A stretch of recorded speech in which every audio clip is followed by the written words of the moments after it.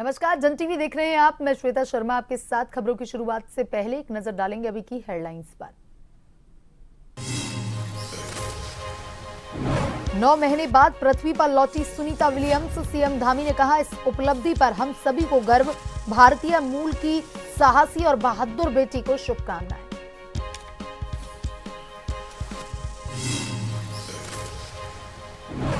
दिल्ली दौरे पर मुख्यमंत्री पुष्कर सिंह धामी शिवराज सिंह चौहान के बेटों के आशीर्वाद समारोह में हुए शामिल। आज केंद्रीय मंत्रियों से कर सकते हैं मुलाकात।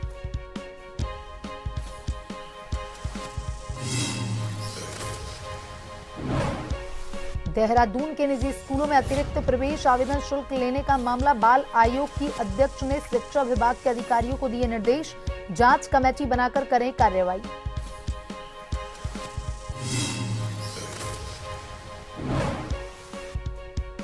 कालागढ़ प्रभावितों को विस्थापित करने पर उत्तराखंड हाईकोर्ट सख्त। 30 मार्च को कोर्ट में पेश होंगे यूपी उत्तराखंड के अधिकारी। मुख्य न्यायाधीश जी नरेंद्र, न्यायमूर्ति आलोक मेहरा की खंडपीठ ने दिए निर्देश। जोशीमठ में बस अड्डे की जगह पर कैंटीन बनाने का विरोध। पांडुकेश्वर गांव के ग्रामीणों ने किया प्रदर्शन। वीआरओ के खिलाफ बड़े आंदोलन की दी चेतावनी।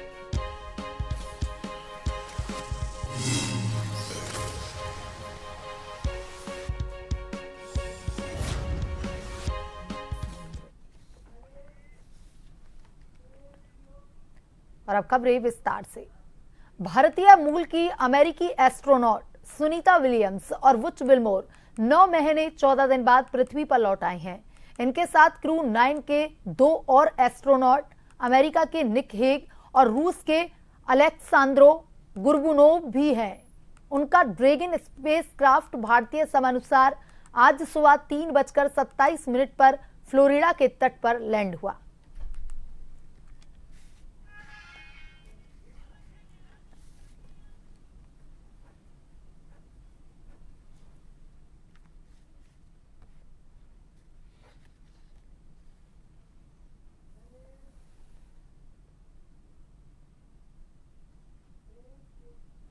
भारतीय मूल की अमेरिकी एस्ट्रोनॉट सुनीता विलियम्स और वुच विल्मोर 9 महीने 14 दिन बाद पृथ्वी पर लौट आए हैं, जिसे लेकर के सीएम पुष्कर सिंह धामी ने एक्स पर पोस्ट कर कहा कि सुनीता विलियम्स का सफलतापूर्वक पृथ्वी पर लौटना उनके धैर्य, साहस और आत्मविश्वास को परिलक्षित करता है। इस उपलब्धि पर हम सभी को गर्व है। उनकी यह सफलता विज्ञान और अंतरिक्ष अन्वेषण के क्षेत्र में एक नया कीर्तिमान है। भारतीय मूल की साहसी और बहादुर बेटी को बहुत बहुत शुभकामनाएं।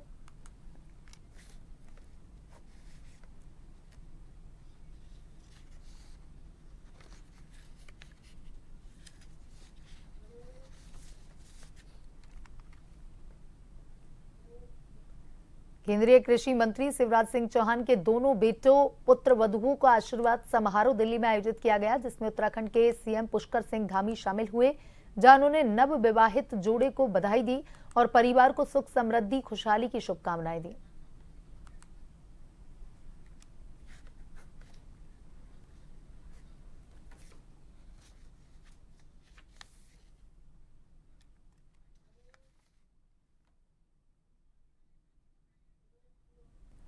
मुख्यमंत्री पुष्कर सिंह धामी ने देहरादून के ऐतिहासिक झंडा मेले के अवसर पर सभी प्रदेशवासियों को शुभकामनाएं दी हैं। मुख्यमंत्री ने एक्स पर पोस्ट कर कहा कि प्रतिवर्ष गुरु राम राय के पावन जन्मोत्सव पर परंपरागत रूप से मनाया जाने वाला देहरादून का ऐतिहासिक और पावन झंडा मेला मानवता और विश्वास से ओतप्रोत विशिष्ट परंपराओं को समेटे हुए है। यह मेला श्रद्धा और आस्था का प्रतीक भी है। सीएम ने कहा कि यह मेला हमारी समृद्ध सांस्कृतिक विरासत का प्रतीक होने के साथ साथ आपसी प्रेम और सौहार्द का प्रतीक भी है।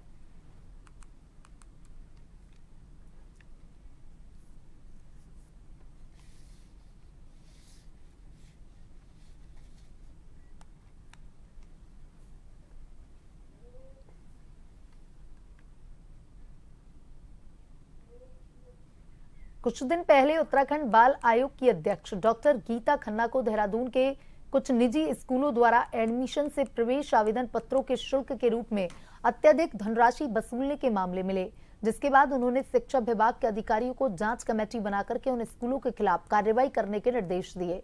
इस बात पर उत्तराखंड बाल आयोग की अध्यक्ष डॉक्टर गीता खन्ना ने कहा कि यह बाल अधिकारों के खिलाफ है। स्कूल बच्चों के चयन के लिए लॉटरी सिस्टम का उपयोग कर सकते हैं।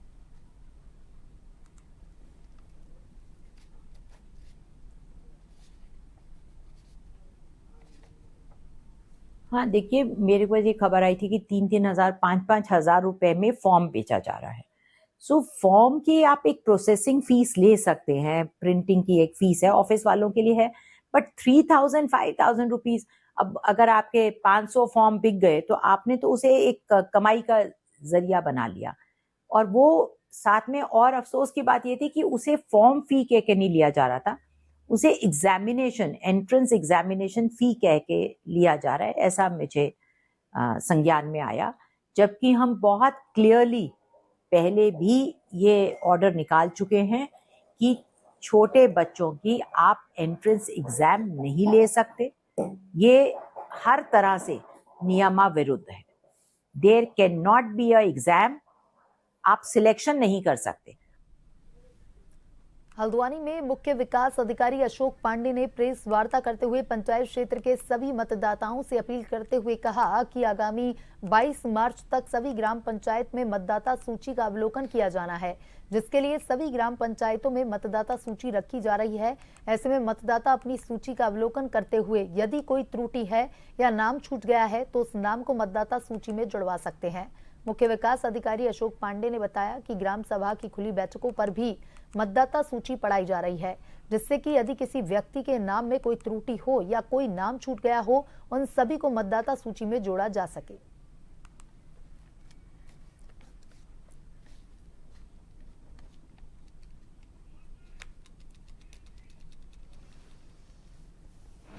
पंचायत इलेक्शन के दृष्टिगत रखते हुए प्रथम चरण हमारा शुरू हो गया, जिसमें निर्वाचन नामावलियां हमारे प्रगणकों द्वारा बनाई गई है। वर्तमान में 1 मार्च से लेकर 22 मार्च तक हमारी निर्वाचन नामावलियों का प्रदर्शन ग्राम पंचायतों में किया जा रहा है। तो समस्त जनता से अपील है कि इनका अवलोकन कर लें और कहीं भी उनको कोई त्रुटि लग रही है, उनका नाम नहीं जुड़ा है या नाम में कोई संशोधन करना है तो उसके लिए वो अप्लाई कर सकते हैं।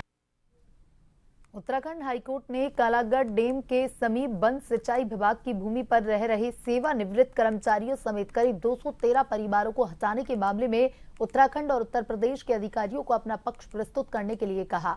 मुख्य न्यायाधीश जी नरेंद्र और न्यायमूर्ति आलोक मेहरा की खंडपीठ ने मामले की सुनवाई करते हुए दोनों प्रदेशों के अधिकारियों को 21 मार्च का वीडियो कॉन्फ्रेंसिंग के जरिए पेश होने का आदेश दिया। इस मामले में जनहित याचिका पर पूर्व के आदेश पर डीएम आशीष चौहान ने कोर्ट में रिपोर्ट पेश की।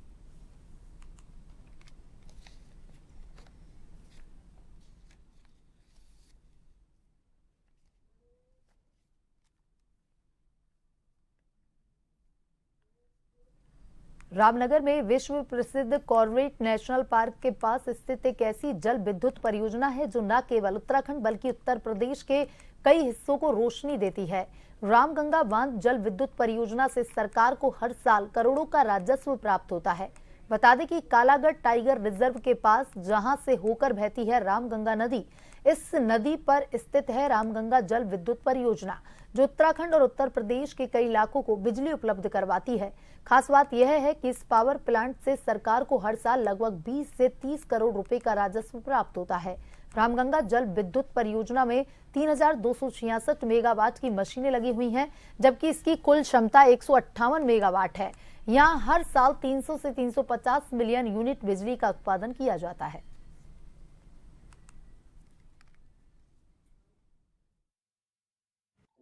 इसमें लगी हुई है 3x66 मेगावाट की मशीनें हैं और मेरा टोटल इसका जो कैपेसिटी है 198 मेगावाट है टोटल कैपेसिटी।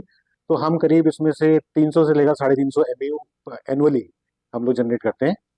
तो करीब करीब हमारा जो रेवेन्यू है 25 से 30 करोड़ का रेवेन्यू यहाँ से जनरेट होता है करीब करीब। कहाँ सप्लाई होती है सर? ये सप्लाई हमारे 4 फीडर जाते हैं 132 kV के। 2 तो उत्तराखंड के हैं, 2 यूपी के हैं। जैसे आपका शेरकोट है, धामपुर है और आपका अफजलगढ़ है एक, और आपका रामनगर फीडर जाता है। पिछले साल पहाड़ से लेकर के मैदान तक हुई भीषण गर्मी में बिजली विभाग के ट्रांसफार्मर हाफ गए थे। 45 डिग्री टेम्परेचर तक गर्मी में लो वोल्टेज की समस्या ने इन्हें शोपीस बना दिया था। इस बार भी गर्मी के लक्षण मार्च से ही दिखने लगे, लिहाजा गर्मी के सीजन में लो वोल्टेज की समस्या से लोगों को दो चार ना होना पड़े। बिजली विभाग के लिए यही सबसे बड़ी चुनौती है। हालांकि बिजली विभाग के आला अधिकारी कह रहे हैं कि पिछली गर्मी में लो वोल्टेज से सबक लेते हुए इस बार अपेक्षित सुधार किए गए हैं।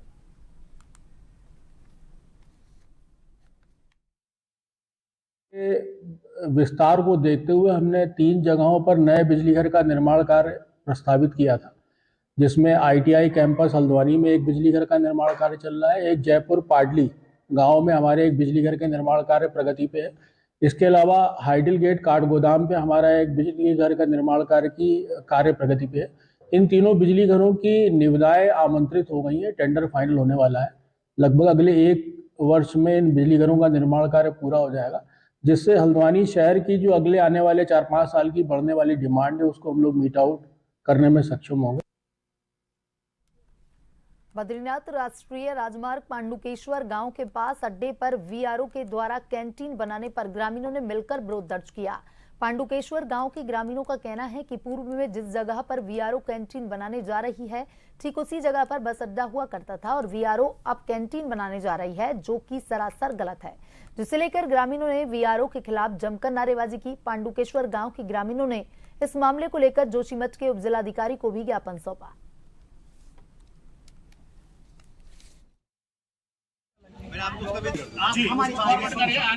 गरीब वालों का विवाद हो गया। यहाँ पर इन्होंने एक VRO कैफे बनाया था जो अल है, ये जो है NH के नाम से, सड़क के नाम से पटवारी जी कह रहे हैं ये लैंड जो है सड़क यूज के लिए है। यहाँ पर एक कैंटीन कैसे बन गई? गाँव वालों के रोजगार को फर्क पड़ रहा है, इसलिए यहाँ पे जो है ये पहले भी यहाँ पे जो है बस अड्डा था और आज भी हम चाहते हैं यहाँ पे ये बस अड्डे के नाम हमारी जहाँ तक जानकारी है ये जमीन जो है बस अड्डे के लिए एक्वायर हो चुकी है। इसलिए जो है सरकार से अनुरोध है और जो भी इसको देख रहे हैं यहाँ पे जो है रोड बनाई जाए 18-20 मीटर जो भी बनती है। हमारा एक नियम अनुरोध है और हमें VRO कैंटीन नहीं बनने देंगे गाँव वाला का ये। कोर यूनिवर्सिटी में एग्जाम के समय कुछ छात्रों की फीस जमा न होने को लेकर उन्हें क्लासरूम से बाहर निकालने को लेकर के छात्रों ने कॉलेज परिसर में धरना दिया। छात्रों ने यूनिवर्सिटी प्रबंधन पर धमकाने का आरोप लगाया। छात्रों के साथ NSUI के जिलाध्यक्ष ने भी धरना दिया। जब मीडिया पूरे मामले की कवरेज करने कोर यूनिवर्सिटी पहुंचा तो उन्हें भी कवरेज करने से रोका गया।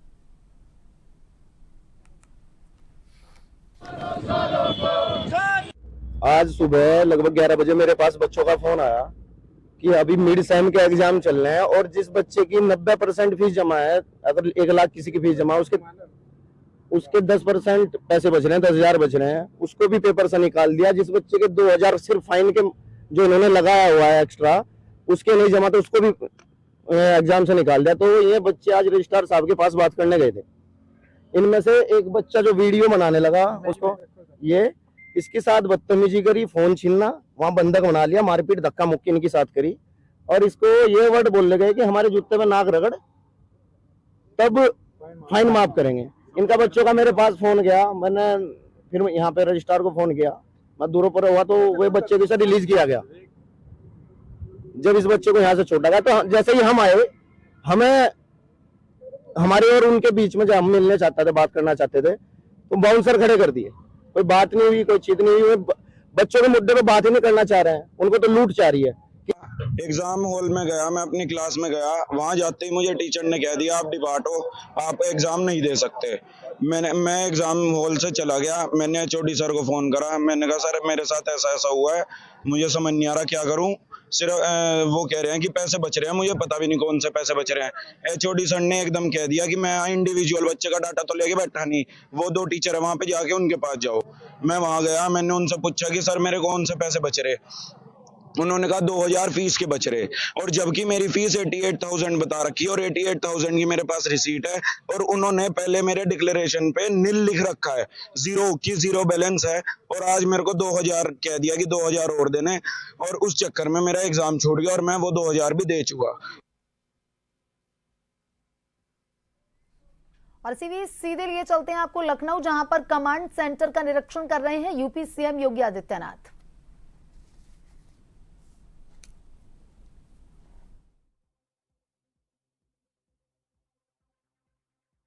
लखनऊ से देख रहे हैं, जहां पर सचिवालय स्थित कमांड सेंटर में सीएम योगी उपस्थित हैं।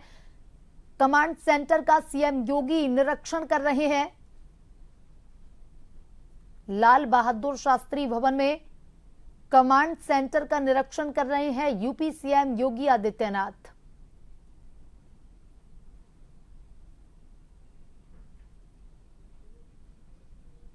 ये सीधी तस्वीरें लखनऊ से, जहां पर लाल बहादुर शास्त्री भवन में उपस्थित हैं यूपी सीएम योगी आदित्यनाथ, जहां पर कमांड सेंटर का निरीक्षण कर रहे हैं सीएम।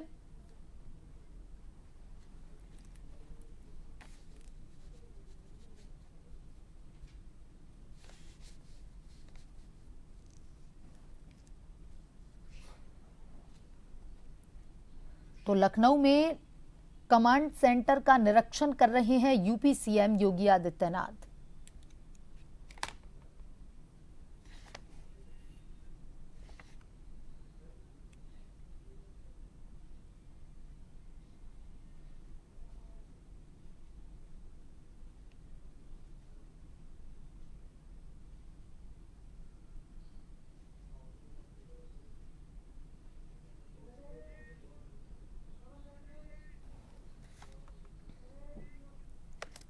वहीं ड्रग फ्री देवभूमि अभियान के तहत एसपी चंपावत अजय गणपति ने मादक पदार्थ की तस्करी करने वाले व्यक्ति के विरुद्ध धरपकड़ अभियान चलाने हेतु सभी थाना प्रभारियों को निर्देशित किया है। एसपी के निर्देश पर थाना बनबसा पुलिस और एसओजी टीम ने चेकिंग अभियान चलाया, जिसके तहत एक मोटरसाइकिल सवार व्यक्ति जो चक्करपुर से बनबसा की ओर आ रहा था, पुलिस को चेकिंग करता देख तीव्र गति से बमन पूरी होते हुए हुड्डी नदी की ओर भागा। पुलिस ने व्यक्ति का पीछा किया।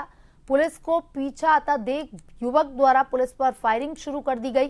पुलिस द्वारा आत्मरक्षा के लिए जवाबी फायरिंग की गई। जवाबी फायरिंग में अभियुक्त मंगत सिंह के पैर में गोली लगी, जिससे वह घायल हो गया। फायरिंग के दौरान घायल अभियुक्त की जान बचाने के लिए उपजिला चिकित्सालय टनकपुर ले जाकर उपचार हेतु भर्ती करवाया गया।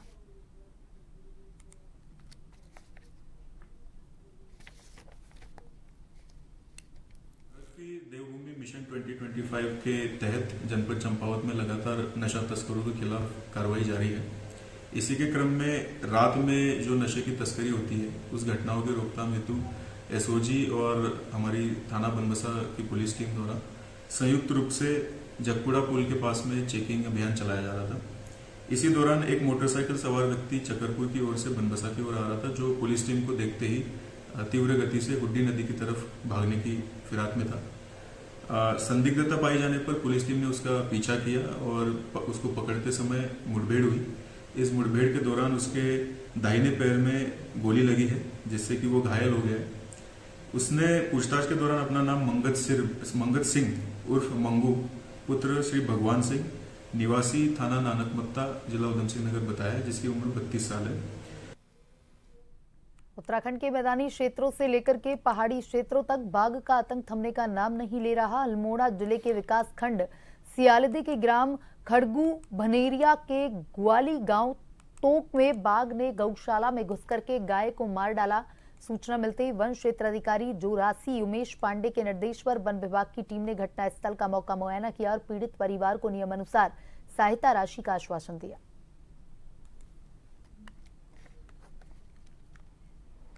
ग्राम सभा खड़कू भनेरिया ग्वाली गांव तहसील सियालदे के अंतर्गत एक बाघ ने गाय को उस गौशाले का छत पर तोड़ के उसको मार दिया और इस तरह की घटना लगातार क्षेत्र में हो रही है। और वन विभाग के पास सूचना लिखित में मौखिक लगातार हैं और जो उच्च अधिकारी हैं, चाहे वो रेंजर साहब हों चाहे डीएफओ हो, अल्मोड़ा इसका संज्ञान नहीं ले रहे हैं। क्या वन विभाग किसी बड़ी अनहोनी का इंतजार कर रहा है कि जनहानि का इंतजार कर रहा है कि कोई जनहानि होगी तब हम कोई कार्रवाई करेंगे? हरिद्वार पुलिस ने बहादुरपुर जट हत्याकांड का खुलासा कर दिया। पथरी थाना क्षेत्र में हुए इस हत्याकांड के मुख्य आरोपी सहित 6 लोगों को पुलिस ने गिरफ्तार कर लिया। बता दें कि मामूली रंजिश के चलते इस खूनी संघर्ष में एक युवक की गोली मारकर हत्या कर दी गई है। गिरफ्तारी के दौरान 2 तमंचे और कारतूस भी बरामद हुए हैं। मुख्य आरोपी जतिन चौधरी की क्रिमिनल हिस्ट्री लंबी है। वो पूर्व विधायक उमेश कुमार के कैंप कार्यालय पर फायरिंग की घटना में भी शामिल था।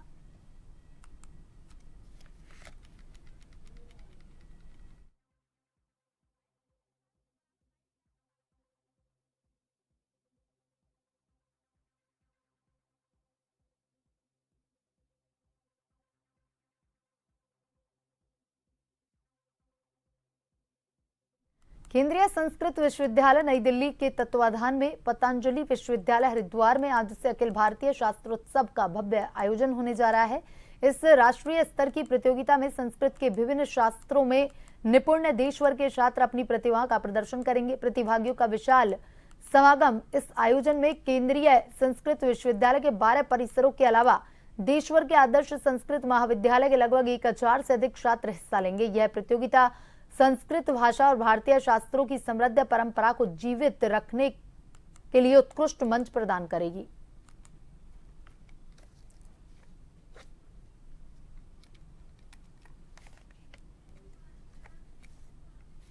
संस्कृत शास्त्र स्मरण प्रतियोगिता ये अद्भुत कार्य है शास्त्रों के संरक्षण के लिए, संस्कृति के संवर्धन के लिए। शास्त्र होंगे तो संस्कृति बचेगी, संस्कृति बचेगी तो हम बचेंगे। इसके लिए केंद्रीय संस्कृत विश्वविद्यालय के तत्वाधान में जो ये आयोजन है ये अद्भुत है पूरे देश के लिए और पूरी दुनिया के लिए, क्योंकि ये सनातन के लिए यह गौरव की बात है।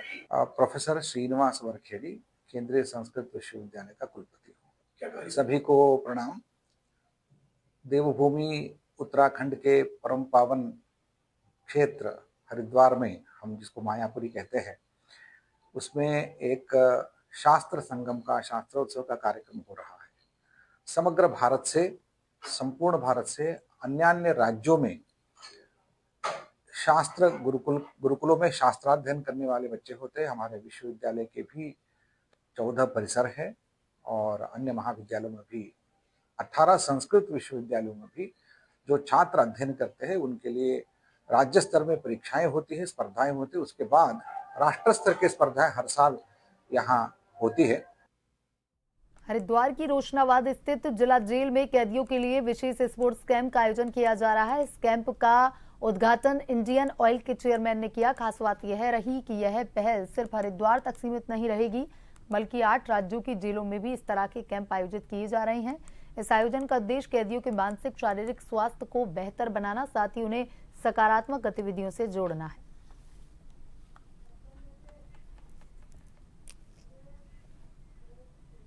और नजर डालेंगे अभी की हेडलाइंस पर।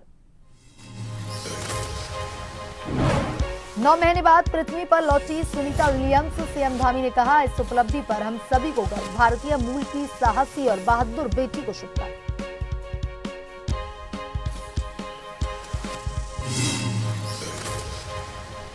दिल्ली दौरे पर सीएम पुष्कर सिंह धामी शिवराज सिंह चौहान के बेटों के आशीर्वाद समारोह में हुए शामिल। आज केंद्रीय मंत्रियों से कर सकते हैं मुलाकात।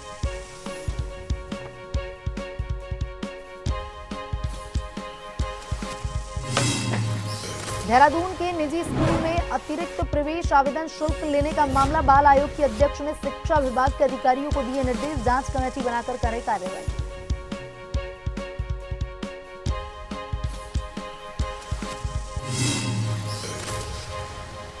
कालागढ़ प्रभावितों को विस्थापित करने पर उत्तराखंड हाईकोर्ट सख्त। 21 मार्च को कोर्ट में पेश होंगे यूपी उत्तराखंड के अधिकारी। मुख्य न्यायाधीश जी नरेंद्र और न्यायमूर्ति आलोक मेहरा की खंडपीठ ने दिए निर्देश।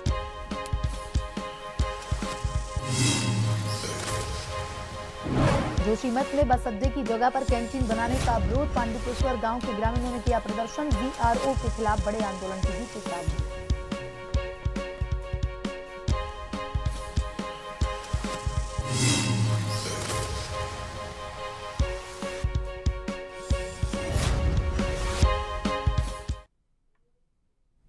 बुलेटिन में अभी तक के लिए इतना ही। बने रहिए जन टीवी के साथ। नमस्कार।